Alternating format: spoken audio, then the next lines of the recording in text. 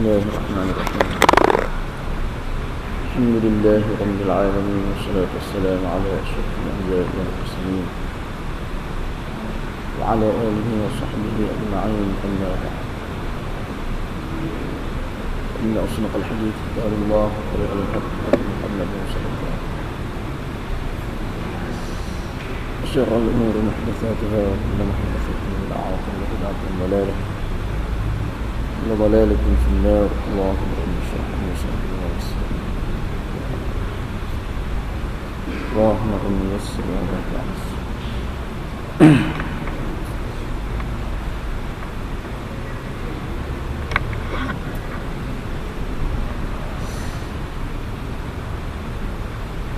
بسم الله الرحمن الرحيم. عن عبد الله بن مسعود رضي الله عنه قال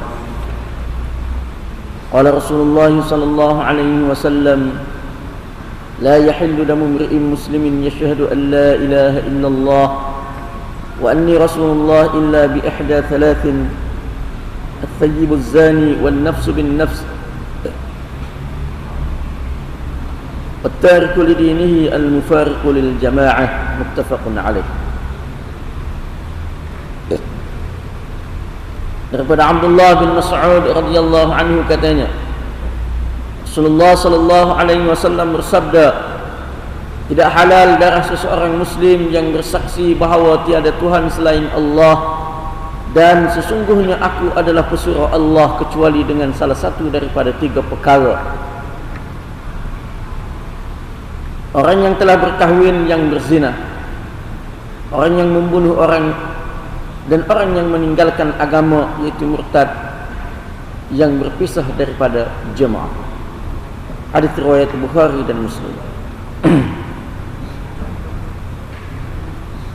Jadi malam ni insya-Allah kita sambung semula perbahasan hadis yang ke-14 daripada 40 hadis Imam Nawawi yang dihimpunkan oleh Imam Nawawi ini, iaitu hadis berkenaan dengan pemeliharaan ataupun terpeliharanya seseorang muslim daripada dicerobohi.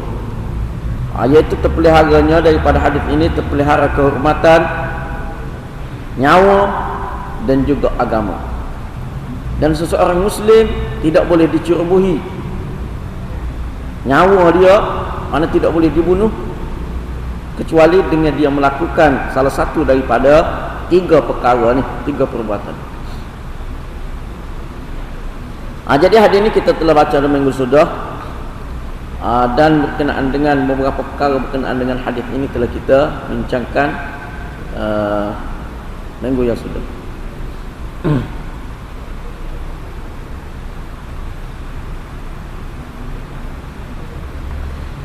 Pada minggu ni, malam ni insya-Allah kita akan sambung pula berkenaan dengan makna umum kepada hadis ini.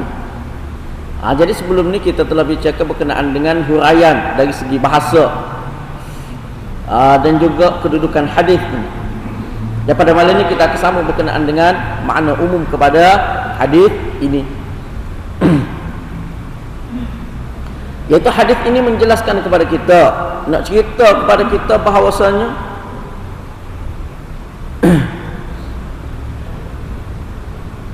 sangat penting dan Islam sangat memelihara ad-daruriyatul khams, 5 perkara yang penting, 5 hak asasi di dalam kehidupan manusia.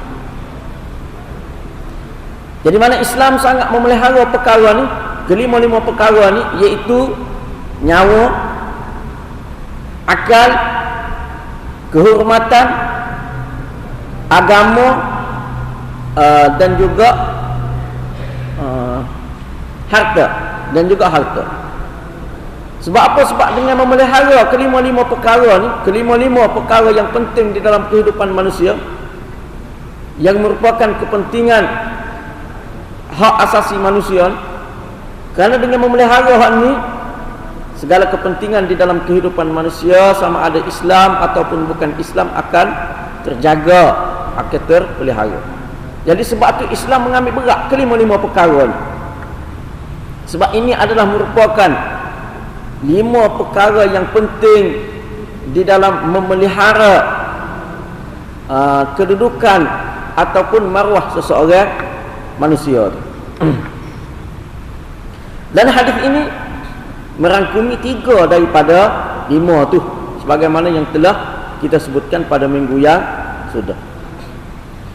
Sehingga Islam jadi satu agama. Islam ni adalah satu agama yang mana antara sebab disyariatkan Islam ini ialah untuk jaga hak asasi ni, jaga kepentingan 5 ni, sebagaimana yang telah kita sebut bawah ni tadi. Dan kalaulah syariat Islam dilaksanakan sepenuhnya, kalaulah sesebuah kerajaan itu melaksanakan keseluruhan secara sepenuhnya, secara keseluruhan syariat Islam, dan juga sesebuah kerajaan itu menjadi sebuah kerajaan yang sempurna, kerajaan yang sempurna yang melaksanakan semua tuntutan syarak, pasti mana pelaksanaan keseluruhan sistem, keseluruhan syariat Islam itu memadai untuk jaga kelima-lima daruriyat tersebut, kelima-lima kepentingan hidup manusia ni. Jadi sebab tidak terpelihara kelima-lima perkara ni, sedangkan benda ni semua kita tahu, benda ni memang merupakan perkara-perkara yang langsung tidak boleh dicerobohi. Harta, akal, kehormatan, nyawa, agama, hani ni perkara yang tidak boleh untuk dicerobohi. Cuma berlaku pencerobohan, berlaku dengan sewenang-wenangnya, mana harta orang dengan sewenang-wenang dengan mudah dicerobohi, kehormatan dengan mudah dicabut, nyawa dengan mudah mana dicerobohi dengan mudah, mana pembunuhan berlaku di mana-mana. Kenapa? Antara punca dia kerana syariat Islam tidak dilaksanakan sepenuhnya, dan juga kerajaan itu tidak menjadi sebuah kerajaan yang sempurna. Tapi kalau jaga kerajaan itu sempurna, melaksanakan sepenuhnya tuntutan syarak, insya-Allah kelima-lima perkara ni, kelima-lima hak asasi kepentingan hidup manusia ni akan terjaga, akan dapat dipelihara dengan sepenuhnya. Antara dia pengharaman zina. Zina tidak dibenarkan sama sekali. Bunuh tanpa hak, murtad. Sebab apa? Sebab ketiga-tiga perkara ni, pada ketiga-tiga perkara ni terdapat unsur-unsur mendewakan hawa nafsu, unsur mempermain-mainkan kehormatan, kesucian manusia. Dia juga mempermain-mainkan sistem kehidupan manusia, seperti sistem kekeluargaan, sistem perkahwinan, sistem pesaka dan sebagainya.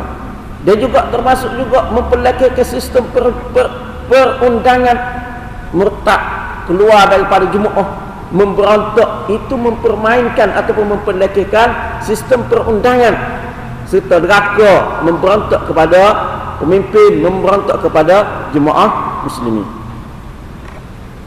Jadi pengharaman kepada 3 perkara ni, tak boleh zina, tak boleh bunuh tanpa hak, tanpa sebab yang wajar, tak boleh, tidak boleh murtad. Sebab apa? Sebab nak jaga hal ni, nak jaga kehormatan, nak jaga nyawa, dan juga nak jaga agama seseorang, supaya agama dia tidak mudah untuk dipermain-mainkan, supaya dan seterusnya, supaya jemaah Islam itu tidak mudah untuk mana jemaah ni, khususnya mana kerajaan Islam itu tidak mudah untuk dipermainkan.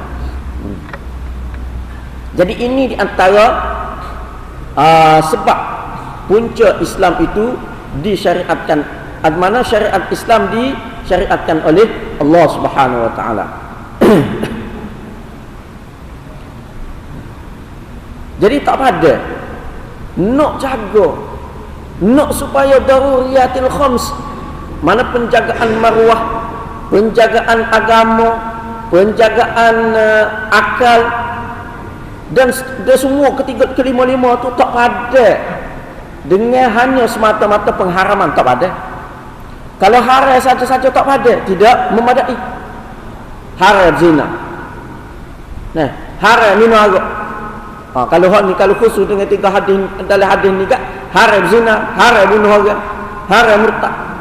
Dia juga benda-benda lain lagi, haram zina, haram minum arak, dan haram menuduh orang lain melakukan zina. Dan juga pengharaman-pengharaman yang lain, curi dan sebagainya.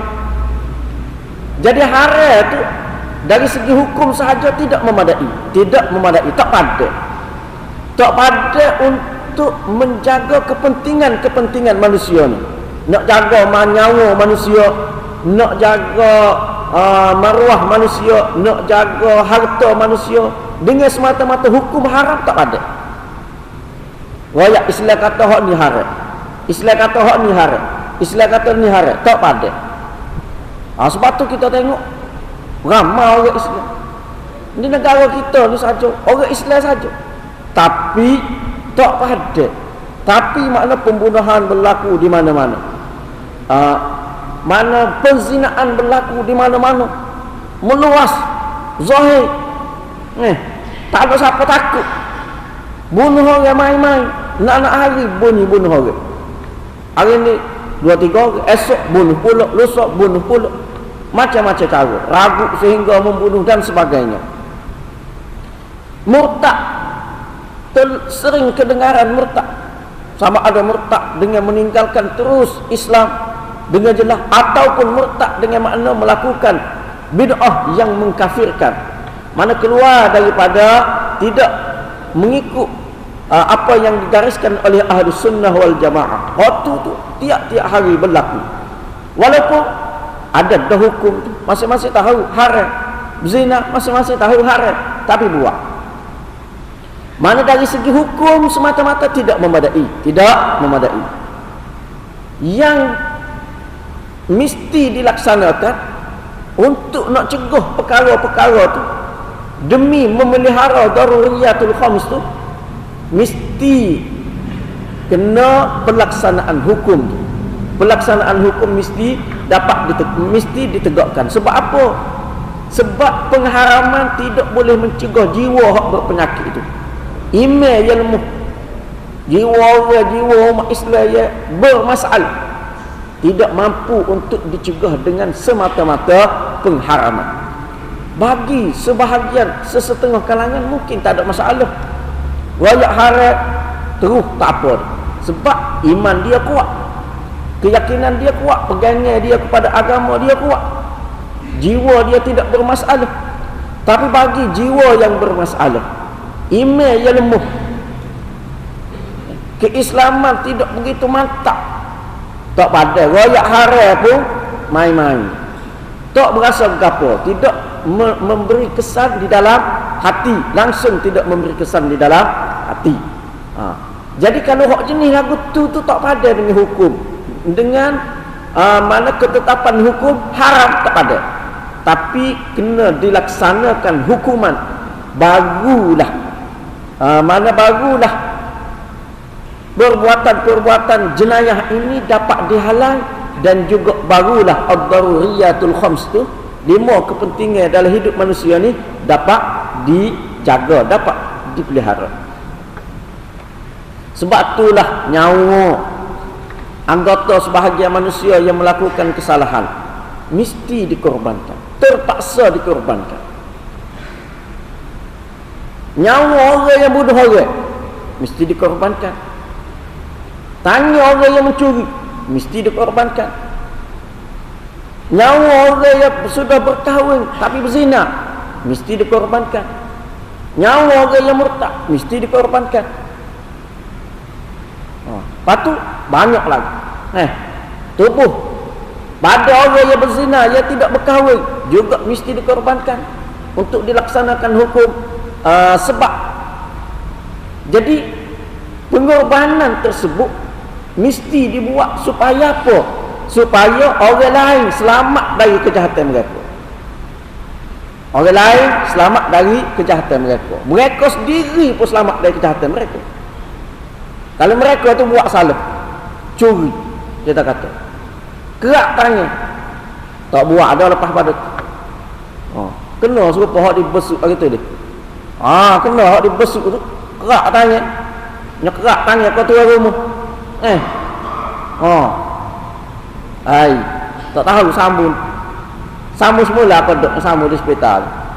Kena lagu tu, perik. Tasir dah. Tasir dah. Jadi kalau ada pelaksanaan hukum tu, umpama kita kata orang curi kerak tangan, dia sendiri terselamat daripada kejahatan dia. Dia tak akan buat dia lepas pada tu. Orang yang tengok gerung, tak usah buat. Orang yang ada dalam hati tu, keinginan nak buat benda tu akan membatalkan keinginan tersebut.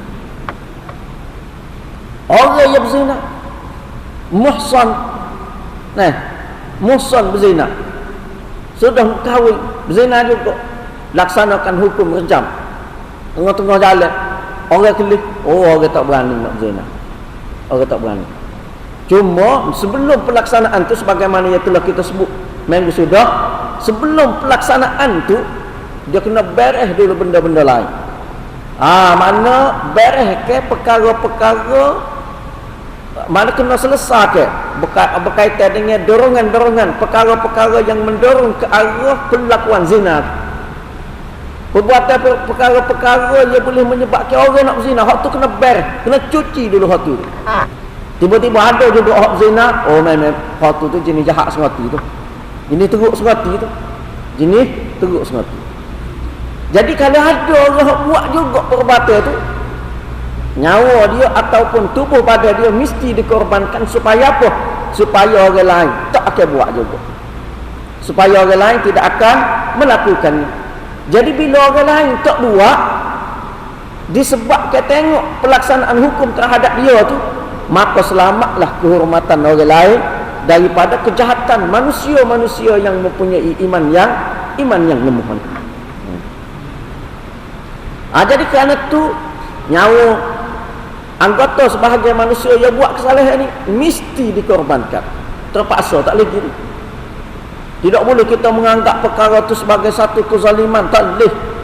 Sebenarnya buat lagu tu nak mengelak daripada kezaliman manusia, supaya manusia tidak berani lagi melakukan kezaliman. Memang dari segi zahir dia nampak kasar, nampak zalim, nampak ganas. Tapi dengan buat hak tu, kezaliman yang lain tidak akan berlaku. Tapi disebabkan tak buat hak tu, kezaliman berleluasa, kezaliman bermaharaja lalu, sebab tidak dilaksanakan tidak dilaksanakan hukuman tersebut, hukuman yang telah ditetapkan oleh Allah Subhanahu wa taala. Jadi bila terlaksana hukuman itu, orang lain tak usah buat. Hak mana nak buat membatalkan keinginan mereka, dan juga hasil dia masyarakat umat semuanya, sama ada Islam ataupun tidak Islam yang bernaung di bawah sesebuah negara Islam, akan menikmati kehidupan yang senang, kehidupan yang bahagia, tenteram, aman. Sebab benda ni kalau ada seorang je, kalau dalam sekampung ni ada seorang je, seorang hak jenis berakhir ngacau anak dara. Kalau anak dara ada seorang je, susah sebutir kampung. Hak mana ada anak tina, susah hati selalu. Susah hati selalu. Kalau ada seorang yang dalam kampung hak jenis curi, jenis pecah rumah, sebutir kampung tak senang. Sebutir kampung tak jenera tidur. Jadi kalau orang lagu tu dilaksanakan hukum yang keras terhadap dia, dikorbankan sebahagian anggota dia, hasil dia orang lain akan senang, orang lain akan aman.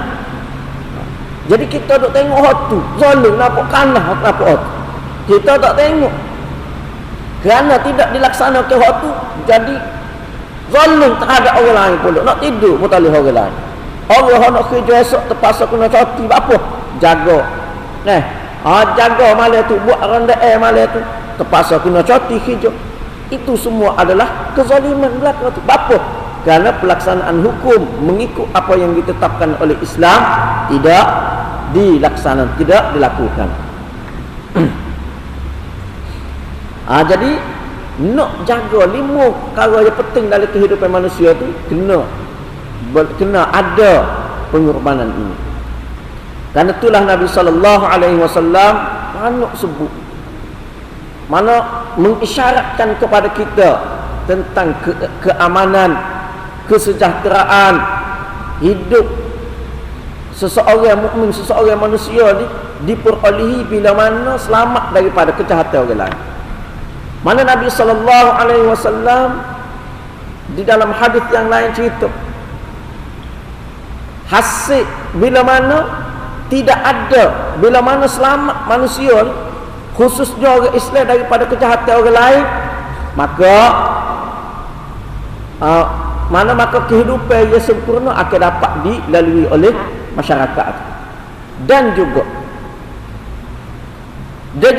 bila mana seseorang muslim, bila mana seseorang manusia tu dia terhindar daripada melakukan kejahatan, dia dapat terpelihara diri dia daripada melakukan kejahatan, dia tak buat benda jahat. Bapa ya dia tak buat benda jahat, bapa ya dia tidak menimbulkan gangguan kepada masyarakat, bapa ya dia tidak menimbulkan gangguan kepada orang lain. Sebab apa? Kerana dia tengok pelaksanaan hukum tadi lah. Bila mana seseorang muslim ni dia tengok pelaksanaan hukum terhadap orang yang melakukan kesalahan, dia tengok orang yang melakukan zina dilaksanakan hukum lagu ni, dia tengok orang curi dilaksanakan hukum lagu ni, maka dia tidak akan melakukan perkara tersebut. Dia tak buat benda tu. Dia akan mengelak diri dia daripada melakukan perbuatan-perbuatan tersebut. Bila dia mengelak diri dia daripada buat perkara-perkara tersebut, buat perbuatan-perbuatan tersebut, dengan sendirinya orang lain, orang Islam yang lain, masyarakat yang lain akan selamat daripada kejahatan dia. Bila masyarakat yang lain selamat daripada kejahatan dia, maka dia memperolehi salah satu daripada, dia akan mencapai salah satu daripada tahap kesempurnaan di dalam keimanan dia, di dalam keislaman dia. Sebagaimana Nabi sallallahu alaihi wasallam bersabda, al-muslimu man salimal muslimuna min lisanihi wa yadihi wal muhajir wal mu'minu man aminahu an-nas ala dima'ihim wa amwalihim. Orang Islam yang sebenar iaitu orang yang mana orang Islam lain selamat daripada kejahatan lidah, kejahatan tangan dia. Dan juga orang mukmin yang sebenar orang yang mana manusia lain aman daripada kejahatan dia, mana aman terhadap darah mereka iaitu nyawa-nyawa mereka dan juga harta benda mereka. Itu sifat orang mukmin yang sebenar. Jadi orang Islam yang sebenar, orang lain selamat daripada kejahatan lidah dia. Nak bagi orang yang mana, bagi orang yang iman kuat, bagi orang Islam yang iman dia kuat, tak apalah. Dengan sendiri dia tidak melakukan gangguan terhadap orang lain, sama ada gangguan dari segi lidah ataupun gangguan dari segi tangan anggota-anggota yang lain, dia tak buat ada gangguan terhadap orang lain. Orang je iman dia kuat, maka orang tu dia mencapai tahap kesempurnaan Islam. Salah satu daripada ciri kesempurnaan Islam, cabang kesempurnaan Islam. Tapi kalau orang tu jenis iman lemah, tak padan dengan royak, tak padan dengan kata Nabi, hukum agama mengatakan benda ni tak boleh, benda ni haram, tak padan.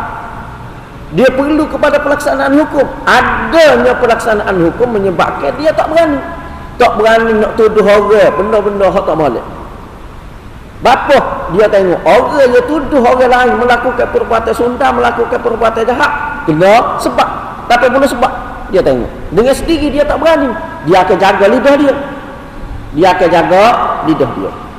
Bila dia jaga lidah dia, orang lain tidak terkena kejahatan lidah dia, maka dia memperoleh salah satu daripada perkara yang menyempurnakan Islam dia. Dia memperolehi mencapai salah satu daripada perkara yang menyempurnakan iman dia. Hasil daripada apa? Hasil daripada pelaksanaan hukum Islam. Itu besarnya kedudukan pelaksanaan hukum Islam.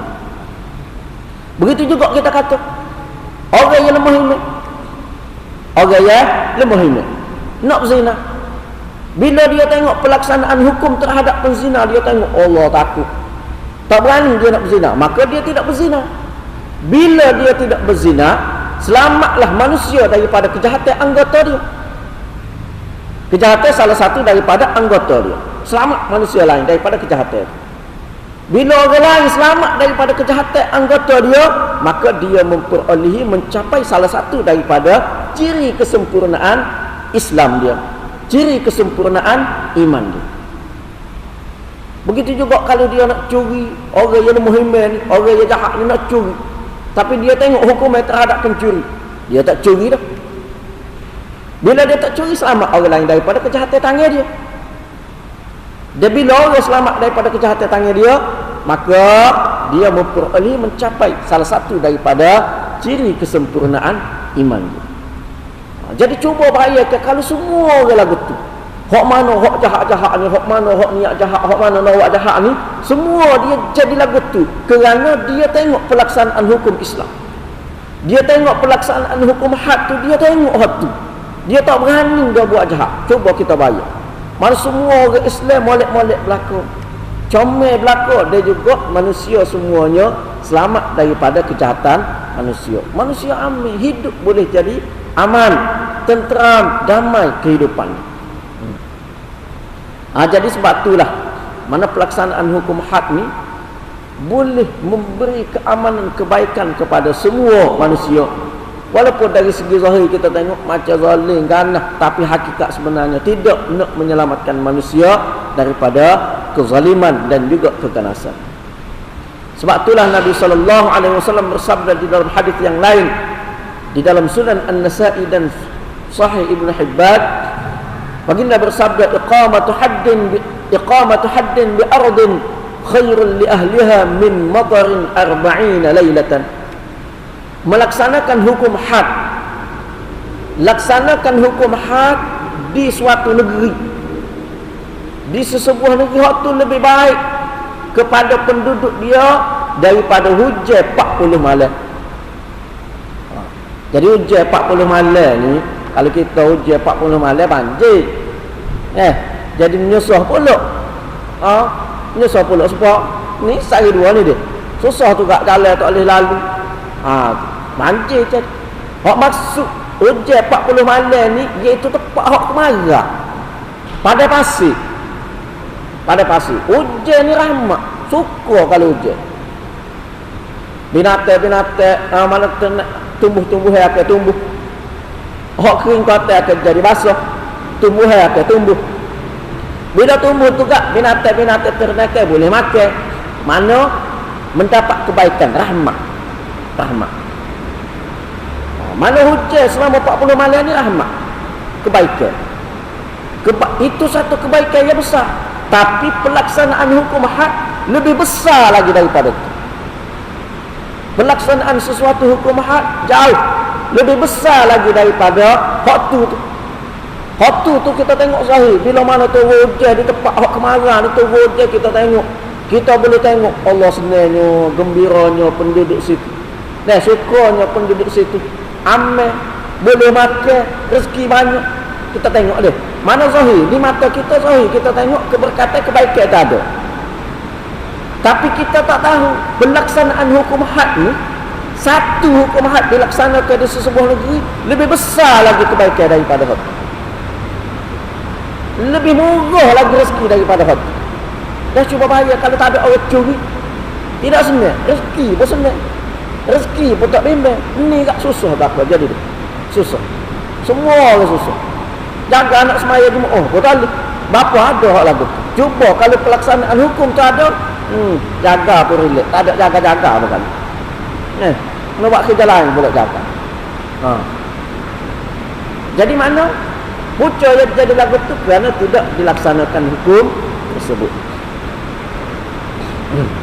Jadi sebab tu Nabi SAW kata begitu. Begitu juga dari segi sejarah dulu pun, kalau kita tengok di zaman permulaan Islam dahulu, sejarah telah menunjukkan kepada kita keamanan, betul-betul masyarakat memperolehi keamanan bila mana sesebuah negeri itu melaksanakan hukum-hukum mengikut sebagaimana yang telah ditetapkan oleh agama, mengikut sebagaimana yang Allah Subhanahu Wa Taala tetapkan kepada kepada kita.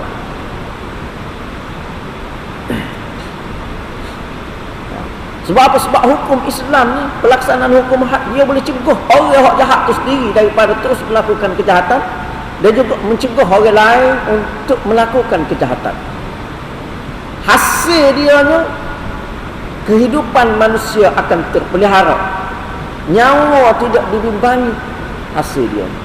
Sebab itulah Allah Subhanahu wa taala sebut di dalam Al-Quran, walakum fil qisasi hayatun ya ulil albab la'allakum tattaqun.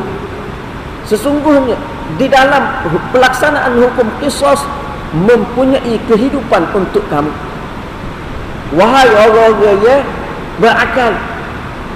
Di dalam pelaksanaan hukum qisas, Allah Subhanahu wa taala kata di dalam pelaksanaan hukum qisas ada kehidupan, iaitu dengan pelaksanaan hukum qisas dapat memelihara nyawa-nyawa manusia. Kita tengok kalau laksanakan hukum qisas nampak zalim, ganah nampak bunuh orang, depan-depan orang laksana, tapi sebenarnya tidaklah betul. Hak sebenarnya pelaksanaan hukum qisas ni, dia memberi nyawa kepada orang lain, memelihara nyawa orang lain. Nyawa orang lain tidak akan mudah untuk dicerobohi, tidak akan mudah untuk dicabuli. Sebab ia jadi mudah berlaku pembunuhan mana-mana. Tiap-tiap hari berlaku pembunuhan. Pembunuhan dengan sewenang-wenang dilakukan, tak ada siapa takut. Sebab apa? Antara sebab dia kerana hukum qisas tidak dilaksanakan. Itu di antara sebab dia. Cuba kalau buat. Dan benda ni kalau kita tengok di dalam sejarah umat Islam dahulu, memang sudah terbukti mendatangkan kebaikan kepada sesuatu negara, sesuatu masyarakat. Kerana itu Allah Subhanahu wa taala sebut apa ni? Mana sebut ada kehidupan, ada kebaikan di dalam pelaksanaan hukum tersebut. Begitu juga dengan hukum-hukum had yang lain.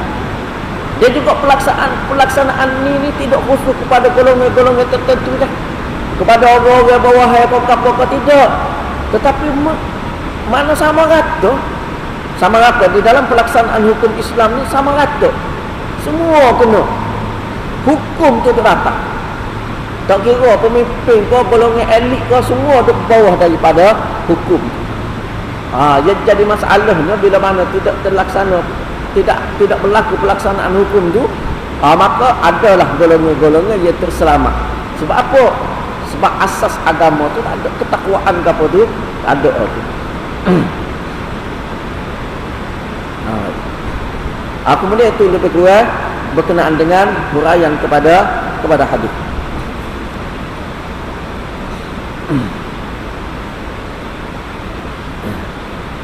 Kemudian kita pergi pula kepada kesimpulan daripada hadis. Apa pengajaran yang boleh diambil daripada hadis yang ringkas ni? Hadis ni mana ringkas, tapi kepada dia pengajaran yang kita boleh ambil. Mana di antara pengajaran dia, mana Islam ambil berat penjagaan agama, kehormatan nyawa, kepentingan hidup manusia hak lain, akal, maruah. Itu Allah SWT Islam sangat mengambil berat. Jaga supaya perkara itu tidak dicerobohi. Dan perkara itu telah dijelaskan oleh Nabi SAW pada ketika Hajjatul Wada', haji terakhir. Waktu itu Nabi SAW jelaskan di hadapan ribuan sahabat pada ketika itu. Lepas suruh pula siapa ke orang lain. Ala inna dima'akum wa amwalakum wa a'radakum alaikum haramun kahurmati yaumikum hadha, kahurmati baladikum hadha, atau kama.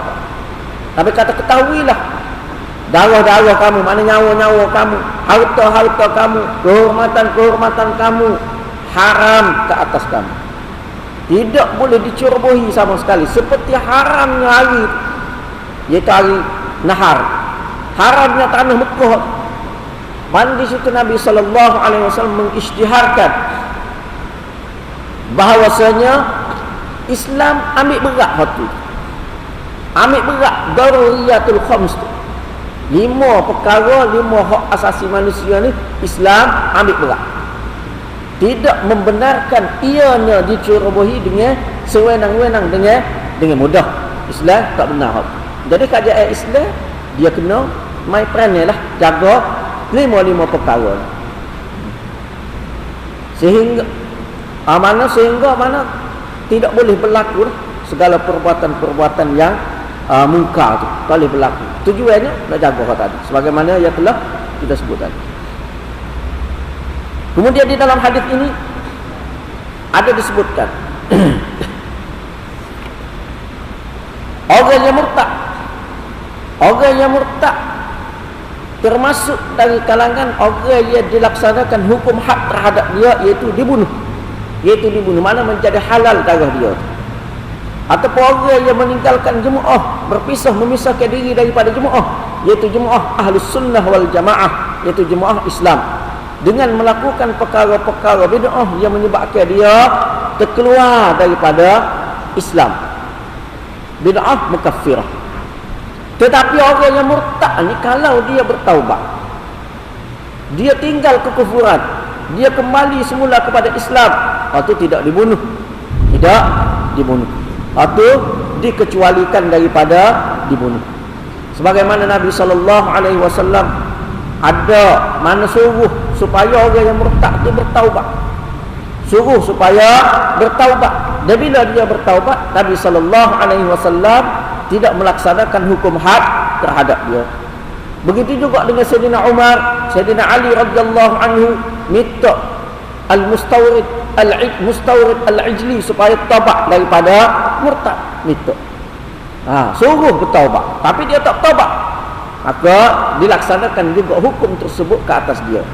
Tapi kalau dia taubat, tidak dikenakan hukum tersebut. Jadi hal ini berkenaan dengan apa orang murtad dilaksanakan hukum ni, orang murtad kena hukum ni. Waktu itu secara sepatah lalu kita telah sebut dah, mana minggu lepas. InsyaAllah kita akan sebut di akhir sebab apa orang zina ni kena, siapa hukum reject siapa gitu semua pelaksanaan hukum terhadap dia. Lepas tu apa yang berzina, muhsan zina, hak nikah penzina, nikah dah ni hukumnya dia lebih kerah lagi daripada penzina yang tidak nikah. Bapa waktu tu insyaAllah kita akan sebut di kemudian. Sebut berkenaan dengan mana ataupun rahsia hikmah di sebalik ketetapan hukum tersebut. Kemudian pelaksanaan kerana bunuh orang itu sama rata. Tidak ada perbezaan. Orang kata kalau bunuh orang tina kena bunuh balas. Orang besar, orang elit kalau bunuh orang biasa kena bunuh balas juga. Tak ada perbezaan di antara nyawa manusia. Tak ada. Sama sahaja. Sama ada mereka tu ada kedudukan dalam keluarga ataupun tak ada kedudukan, ada kedudukan dalam masyarakat ataupun dalam negara, ataupun tak ada kedudukan, sama sahaja nyawa mereka. Sebagaimana di dalam Al-Quran Allah Subhanahu Wa Taala menjelaskan kepada kita dalam Quran yang membezakan antara kedudukan manusia ni, bukan hak tadi, bukan makna dari segi pakak ke, dari segi kedudukan dalam negara ke. Hak tu sebenarnya sama sahaja sebenarnya.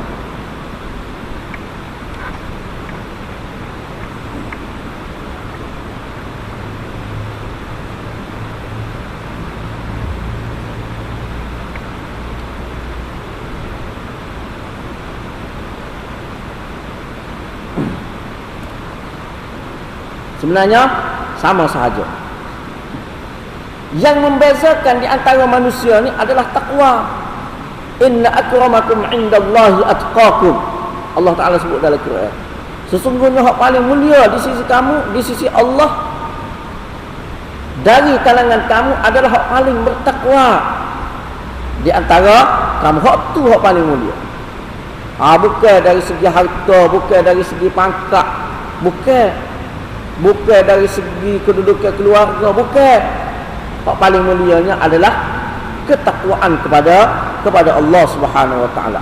Sebab tu dari segi pelaksanaan hukum Islam dia kira sama. Sama sahaja. Tak kira siapa buat. Dan itulah Nabi sallallahu alaihi wasallam sendiri bila mana ada orang nak guna Usamah anak akak dia untuk nak kita kata syafaat lah, syafaat untuk melepaskan pelaksanaan hukum had terhadap seorang perempuan golongan bangsawan. Fatimah tu nama Fatimah. Fatimah bukan anak Nabi dah, Fatimah lain. Jadi seorang anak daripada keluarga bangsawan ni nama Fatimah curi. Jadi mesti dilaksanakan hukum had lah. Kena kak tanya kalau kira. Jadi keluarga dia ni nak minta supaya Nabi sallallahu alaihi wasallam lepaskan hukum tersebut. Minta supaya tidak dilaksanakan. Guna Usamah. Nak syafaat, rekomen ke Nabi. Nak suruh lepas ni. Nabi sallallahu alaihi wasallam bila mana tahu lagu tu, Nabi kata lagu mana? Law sarqat Fatimatu bintu Muhammadin laqata' bint Muhammadin. Law sarqat Fatimatu bintu Muhammadin laqata'tu yadaha atau kama qala. Kalulah Fatimah anak Muhammad sendiri curi, aku kerak tangan dia. Maknanya kalau anak aku sendiri, anak pemimpin sendiri, anak ketua KJS sendiri dia curi, kena laksanakan hukum tersebut. Tetap dilaksanakan hukum tersebut. Mana di situ Nabi SAW tidak membezakan anak dia dengan anak orang lain, keluarga dia, tidak. Sama sahaja. Sama sahaja dari segi pelaksanaan hukum. Jadi mana Islam menyamaratakan mana kedudukan manusia dari segi. Mana tidak terlepas siapa pun, tidak terlepas.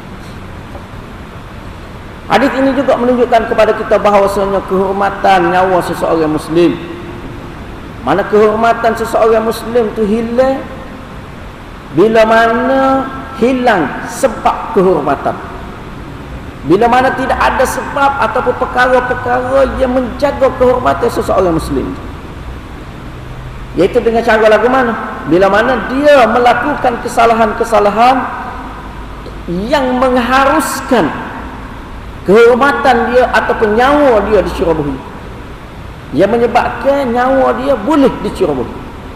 Kalau dia tidak buat hal tu, tidak boleh dicerobohi nyawa dia.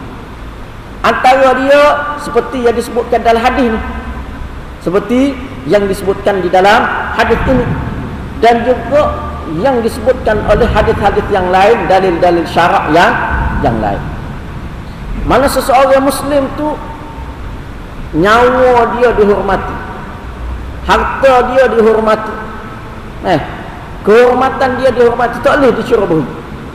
Tapi kalau dia buat perkara yang menyebabkan hilang sebab kehormatan tu, maka boleh dicerobohi. Seperti dia berzina. Bila mana dia berzina? Muhsan pula dia berzina. Asal dia nyawa dia dihormati, tak boleh ganggu nyawa dia tu. Tapi bila mana dia muhsan, dia berkahwin dah, dia berzina, maka nyawa dia tidak boleh dihormati lagi, boleh dicerobohi oleh pihak kerajaan, pihak kerajaan yang melaksanakan hukum Islam. Begitu juga anggota, kita kata seorang Muslim asal anggota dia dihormati, tak boleh kosek, tangan dia tak boleh kosek. Tapi kalau dia melakukan sebab ataupun perkara yang menghilangkan kehormatan, seperti dia curi, bila mana dia curi, maka sebab ataupun punca kehormatan itu dipelihara hilang, iaitu boleh dicerobohi salah satu daripada anggota dia, iaitu boleh dikerak tangan dia. Mana hilang kehormatan itu bila mana dia melakukan perkara yang boleh ataupun melakukan sebab hilangnya kehormatan, dengan hilangnya punca-punca ataupun sebab perkara yang boleh menjaga kehormatan dia. Seperti kita kata, nyawa tidak boleh dicerobohi. Nyawa seseorang Muslim tidak boleh dicerobohi. Tapi kalau dia bunuh orang, hilang kehormatan nyawa dia. Hilang mana penjagaan ataupun kita kata punca yang menyebabkan nyawa dia tu terpelihara, hilang. Maka boleh dibunuh dia. Iaitu KJL lah hak tu. KJL yang akan ambil tugas tersebut. Mana hadis ni menunjukkan sedemikian supaya apa? Supaya kita jaga diri kita. Supaya seseorang Muslim itu dia jaga diri dia, dia pelihara diri dia supaya apa? Supaya kehormatan dia, nyawa dia tidak boleh dicerobohi sama sekali. Dia jaga diri dia ni supaya dia tidak akan melakukan perkara-perkara tersebut. Dia tidak bunuh orang, dia tidak zina, dia tidak curi. Jadi mana hadis ni nak menggalakkan, nak mengingatkan kepada kita supaya jaga. Kalau kita tak sel kehormatan kita dicerobohi, nyawa kita dicerobohi, maka kita kena jaga diri kita daripada melakukan perbuatan-perbuatan ia boleh menyebabkan nyawa kita dicerobohi. Mana itu kehendak daripada hadis ini, pengajaran daripada hadis ini, supaya kita orang Islam masing-masing jaga diri kita daripada melakukan perbuatan-perbuatan dosa tersebut. Mana kalau masing-masing orang Islam ni kalulah dia jaga, dia beramal betul-betul dengan hadis ni, dia pegang betul-betul dengan hadis ni, dia jaga diri dia supaya mana dia jaga diri dia daripada melakukan perkara-perkara yang mengharuskan nyawa dia dicerobohi, yang mengharuskan kehormatan dia dicerobohi. Kalau masing-masing jaga lagu tu, amin molek selalu jadi. Jadi orang Islam, mula-mula sekali orang Islam buat lagu tu, beramal dengan hadis ni.